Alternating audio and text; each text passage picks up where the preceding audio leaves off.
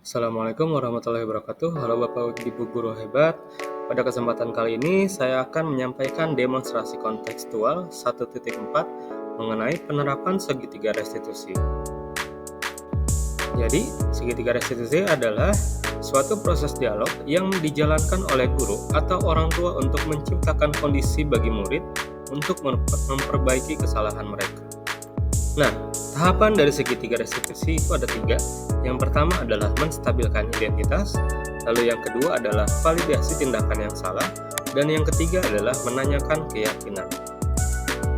Menstabilkan identitas dapat dilakukan dengan menjadikan sebuah kesalahan bagian dari sebuah pembelajaran dengan meyakinkan anak dengan kalimat yang tidak menyalahkan.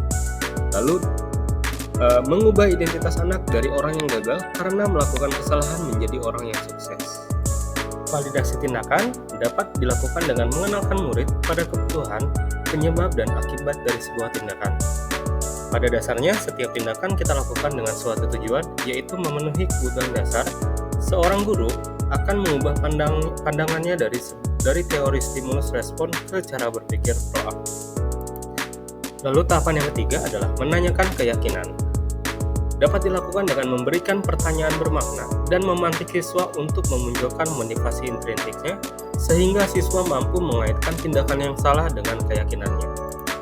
Lalu berikut adalah salah satu kasus yang akan dibahas dan caranya, yaitu kasusnya adalah Thomas terlambat hadir ke sekolah sehingga tidak tepat waktu pada saat masuk ke dalam kelas. Selamat pagi. Oke, saya lihat kamu hari ini terlambat. Bisa dijelaskan tidak kenapa hari ini kamu terlambat? Saya mengalami masalah dengan transportasi saya dan saya terpaksa menunggu lama. Terima kasih sudah jujur. Kami menghargai kehadiran kamu di kelas. Jadi sudah baik kamu tetap masuk ke kelas walaupun terlambat.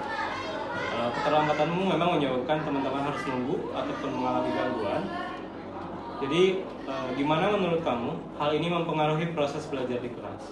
Keterlambatan saya mungkin membuat teman-teman saya menunggu sebelum pelajaran dimulai dan bisa mengganggu konsentrasi mereka.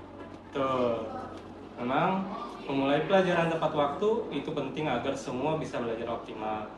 Jadi, apa yang bisa kamu lakukan untuk memastikan keterlambatan ini tidak terulang lagi? Saya akan mencoba mencari alternatif transportasi lain dan atau berangkat lebih awal. Oke, itu adalah langkah yang baik. Mungkin jika ada masalah lain bisa beritahu saya supaya kita bisa nyari solusinya gitu. Jadi nggak terpaku terhadap masalah itu. Dan saya juga tentu akan terus mendukung. Jangan ragu untuk minta bantuan, apalagi sama guru. Jangan pernah takut untuk menyampaikan kesulitannya, sehingga solusinya ya kita bisa nemuin gitu. Terima kasih Pak, saya akan berusaha untuk menjadi yang lebih baik. Oke, mari kita mulai lanjutkan kegiatan kita hari ini. Lalu berikut juga adalah kasus yang kedua, yaitu Thomas tidak menggunakan helm dalam berkendara kendaraan bermotor pada saat berangkat ke sekolah. Oke, Thomas, saya lihat kamu hari ini nggak pakai helm ke sekolah. Kenapa nggak pakai?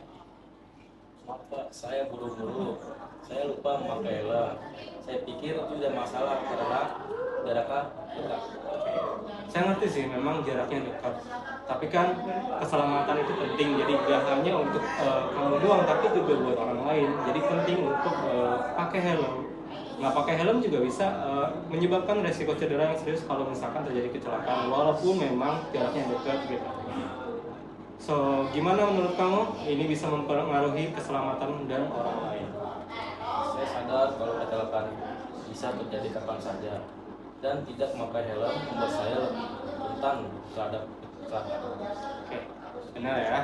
Helm memang berfungsi untuk melindungi kepala dari cedera serius. Dan mematuhi aturan keselamatan juga tentu penting karena ini untuk keselamatan kita semua gitu. Lalu apa yang bisa kamu lakukan untuk memastikan hal ini nggak terjadi lagi? Saya akan memastikan untuk selalu memakai helm setiap kali saya menaiki motor dan memeriksa barang-barang saya sebelum berangkat. Oke, bagus. Memang menjaga keselamatan diri adalah tanggung jawab kita semua dan jika kamu mengalami kendala atau kesulitan, tolong kasih tahu saya Dan jika butuh bantuan atau ada masalah lain, jangan ragu untuk bicara sama saya. Ya, terima kasih Pak, saya akan lebih memperhatikan keselamatan dan mengikuti aturan. Terima kasih atas pengertiannya. Mari kita terus jaga keselamatan dan kesehatan kita bersama. Hal yang saya lakukan sebelum melanggar keyakinan kelas dan sekolah bahwa setiap anggota kelas berkomitmen untuk hadir tepat waktu dan menghargai waktu belajar bersama. Dan keyakinan bahwa setiap murid mematuhi aturan keselamatan dan kesehatan untuk melindungi diri sendiri dan orang lain. Dan tentu, proses pembinaan ini saya merasa nyaman karena tidak menyalahkan saya secara langsung, tetapi mendengarkan penjelasan saya dan guru menawarkan solusi yang berasal dari saya sendiri. Itulah pemaparan dari saya mengenai penerapan segitiga restitusi. Terima kasih, semoga bermanfaat. Salam guru penggerak.